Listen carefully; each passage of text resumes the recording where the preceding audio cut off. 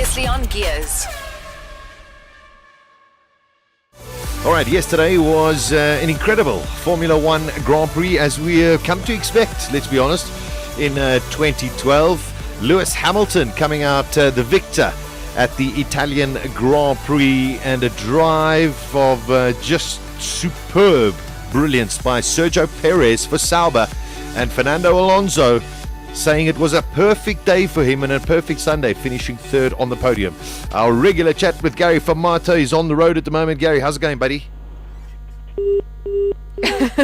Clearly not that well. Oh, damn, eh? He was there the whole time. I'm so happy Lewis Hamilton won. Yeah, you know what? There is one thing. I'm going to try and get Gary back on the line here. There is one thing that has actually really upset me a little bit about yesterday, and unfortunately we at Supersport, we lost our feed. It was nothing to do with us. It was just very unfortunate that when they got onto the podium, we lost the feed, and apparently when they called him out in the winner, Lewis Hamilton, there were huge boos. I heard that, or I read that in an article. And that I just find. Hi, Gary, are you there? Yes, Sorry, my man. I know you're in the car there. Are you well? Yes, good, thank you. Good. We're talking about the events that, unfortunately, Gary, you and I missed yesterday on TV because we lost the feed, and apparently there was huge boos for Lewis Hamilton getting up on the podium, which I think is just damn right rude. Yeah, it certainly is, and it actually ruins it for what Monza is. I mean, you associated with a passionate crowd, a knowledgeable crowd, and when that sort of thing happens, it leaves a very, very bad taste in your mouth. Yeah, I must say, very, very disappointed by that. And I mean, I've been to Monza so many times, and they usually are a very respectful, a knowledgeable crowd. But something's definitely gone down. So I'm very disappointed in that as well. But well done to Lewis Hamilton. It was a flawless drive. Gary didn't have that much pressure on him, maybe only towards the end. Yeah, perhaps. I think, look, Hamilton believes he was under control, and I have to believe what he says as well. The car was quick all weekend. We saw it qualified on pole. He, had an exemplary weekend. I think also coming off the back of all the talk about him leaving to go to Mercedes and everything else, I think he did a great job in keeping his mind clear and getting down with business there. It was, we got to be honest, we got to go back a day and look at qualifying and free practice. The team that actually was very quick this weekend in dry conditions was the Ferrari, and unfortunately Alonso couldn't capitalize it because of reliability.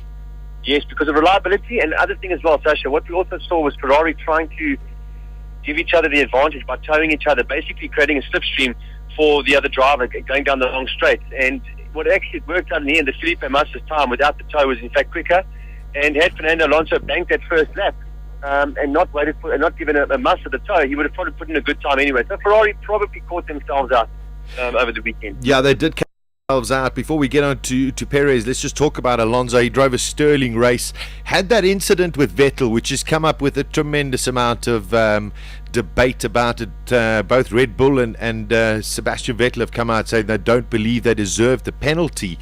But when you look at it again and again, Fernando Alonso was by far quicker, definitely had a line, and was basically blocked out of the way, and it could have been a lot more severe than what it was. Well, I mean, you're just going to throw yourself back a year, and the same thing happened to Vettel. However, he was not as far alongside as Alonso was to him yesterday. And yes, when you look at Sebastian Vettel's car yesterday, he enters the corner on one line, he exits on another line, a natural line, the line he wouldn't have exited had he stayed on his original line. So I think, personally, my point of view, is that he certainly ran it into Alonso and then put them both at great risk. Yeah. So there we go. I mean, the penalty was there. Unfortunately, reliability issues for the Red Bull team.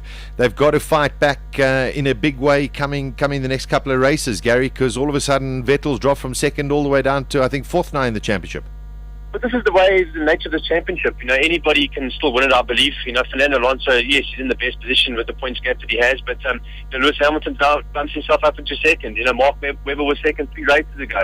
So it's really this game. As you said, reliability is key. They need to finish strong. Red Bull can't have what happened yesterday to them any further. Neither can Ferrari, neither can McLaren or anybody else that's in it. So you've got to finish Grand Prix.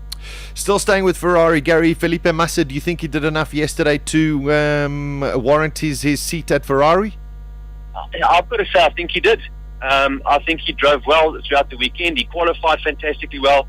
If that's the kind of form that he can produce going forward, there's no need to replace him.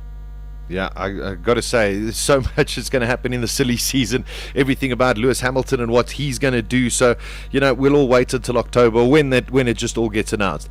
Driver of the day yesterday, Gary, superb strategy, you got to say. The only problem was that they didn't do well in qualifying, but Sergio Perez and Sauber were superb.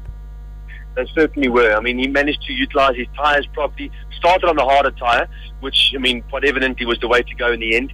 But the big thing was it made both the sets of tyres last very long. And the pace, even at the end on the softer tyre, after a long stint, was still very, very good. So for that, you've got to take your hat off to Sergio Perez. And had the race maybe been a bit longer, yes, maybe we would have been able to challenge Lewis Hamilton. But to come from 13th, I think it was in the grid, right up to second, I think was a fantastic job. And, people are asking me now, saying, did he do enough yesterday to put himself in contention for a Ferrari seat? You say yes. In race pace, certainly, Perez is exceptional. But as you said, the qualifying problem, he's got to qualify the car out there. And if you think about it, Kobayashi did qualify quite significantly ahead of him. Yes. And that's the big issue. It worked yesterday, but it may not work in every case where you can start on the harder tyre and run the distance that he did. So, the rule number one is qualify as far up the front as you can. Gary, finally, it's all about the championship now. It was a good points haul for Fernando Alonso yesterday, and even though he said it was the perfect Sunday for him, he's got to be concerned about the pace of McLaren. They've won the last 3 races in a row. Yeah, certainly so. And the car looks very, very good, as you said yesterday. McLaren's very quick, but with all the talk that's happening around Lewis Hamilton, they've also bounced up and down the grid on occasion. So, Alonso doing what he's got to do, finishes when he can, take whatever points you can get in the day. And look, at the end of the day, what will be. The Ferrari will only go as fast as it can go in Alonso's hands. Yeah, there we go. Gary, as always, good to speak to you. Travel safely, my friend. Cool, thanks very much for the chat. All right, there we go. Gary Fermata telling us his thoughts on yesterday's Italian Grand Prix. Did you watch any of it, Daisy? I did. Yeah, not bad, eh? Very good, and my boy won, so I'm very, very chuffed about that. Very good as well. I've got to say that for Monza, especially in the dry, because I've been to Monza 8 times, and in the dry, if you have one car that is totally dominant, it can be quite processional because the car just goes away because it's such a fast Grand Prix. But yesterday was one of the most exciting Italian Grand Prix I've seen in the dry for a long time. Yeah, Lewis had a little bit controlled, but behind him, what went on was superb. Unlucky for Jenson Button, who he had a fuel pickup problem. His car just stopped. He was lying second. It should have been a good 1-2 for the McLaren. Vettel got shouted at, stop the car! They have to try and save the engine. Alternator problem. Mark Webber had a big spin coming out of Ascari. He realized his tires were completely knackered. Only a few laps to go. Decided to retire the car. Also save the engines, because one of the critical factors in Formula 1 at the moment is that during a season you only are allowed to use 8 engines.